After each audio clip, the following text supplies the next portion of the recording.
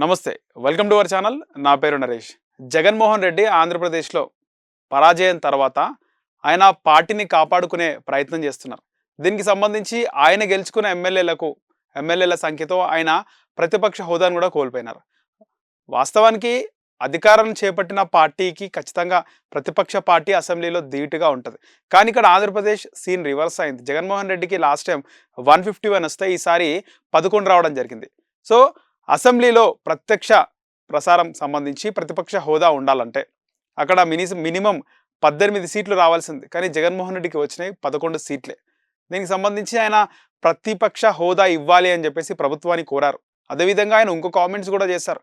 రాజ్యాంగంలో కూడా ఎక్కడా లేదని, ఉమ్మడి ఆంధ్రప్రదేశ్ ఉన్నప్పటి నుంచి ఇలా ప్రతిపక్ష హోదా ఉండాలంటే ఎన్ని సీట్లు రావాలని ఎక్కడ చెప్పలేదని చెప్పేసి ఆయన ప్రభుత్వాన్ని కోరారు. దీనికి సంబంధించి ట్రోల్కి కూడా జగన్మోహన్ రెడ్డి గురవుతున్నాడు.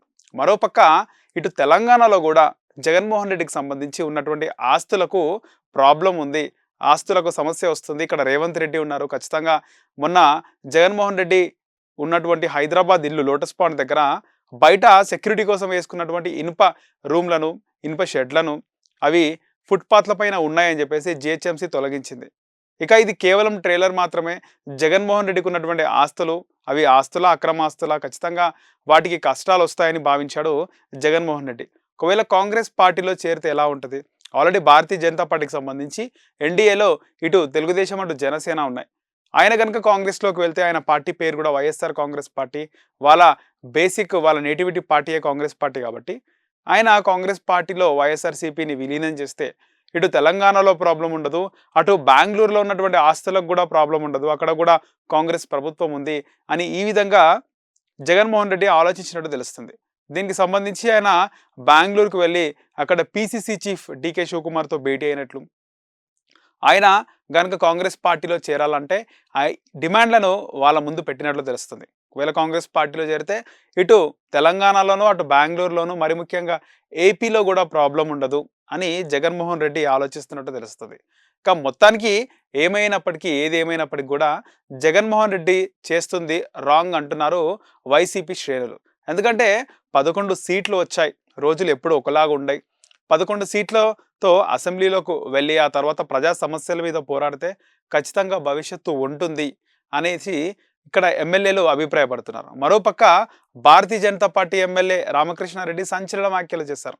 జగన్మోహన్ రెడ్డితో ఎవరు కూడా వైసీపీలో 11 మంది ఎమ్మెల్యేలు ఉండరని, వాళ్ళందరూ కూడా పక్క పార్టీ వైపు చూస్తున్నారు, అధికార పార్టీలోకి రావడానికి చూస్తున్నారు, ఆయన కాంగ్రెస్ పార్టీలో చేరాలి అని అనుకుంటున్నారని చెప్పేసి రామకృష్ణారెడ్డి చెబుతున్నమాట. ఏదేమైనప్పటికీ జగన్మోహన్ రెడ్డి అసెంబ్లీకి కూడా డుమ్మా కొట్టినారు. మొట్టమొదటి రోజు ఆయన ప్రమాణ స్వీకారం చేసినారు. ఆ తర్వాత ఆయన పులివెందుల షెడ్యూల్ పెట్టుకున్నారు. ఇక ఆ తర్వాత ఆయన రాయలసీమకు సంబంధించి ఎక్కడెక్కడ తప్పు జరిగింది, ఎక్కడెక్కడ ఎమ్మెల్యేలు ఓడిపోవడానికి కారణం ఏంటి అని కూడా ఆయన తెలుసుకుంటున్నారు. ఈ నేపథ్యంలో కాంగ్రెస్ పార్టీకి సంబంధించి వైఎస్ఆర్ కాంగ్రెస్ పార్టీలో విలీనం అనే వార్త షికారు చేస్తుంది.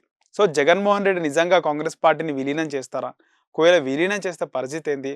ఆల్రెడీ వైఎస్ఆర్ కాంగ్రెస్ పార్టీ 11 సీట్లు వచ్చినప్పటికీ కూడా అక్కడ 40% ఓటు బ్యాంక్ వచ్చింది.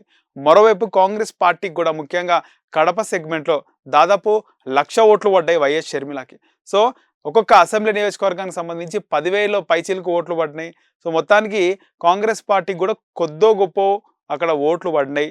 మంచి నాయకత్వం కనుక ఉంటే ఖచ్చితంగా ఆంధ్రప్రదేశ్లో కాంగ్రెస్ పార్టీయే ప్రతిపక్ష స్థానాన్ని కైవసం చేసుకుంటుంది అని చెబుతున్నారు రాజకీయ విశ్లేషకులు.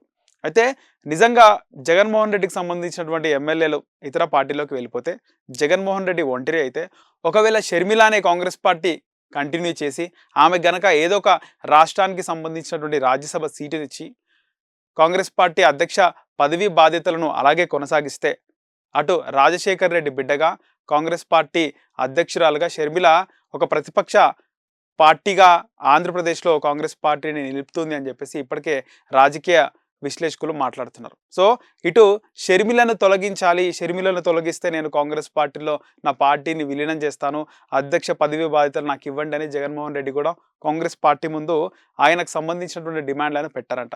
ఏం జరుగుతుందో చూడాలి మరి.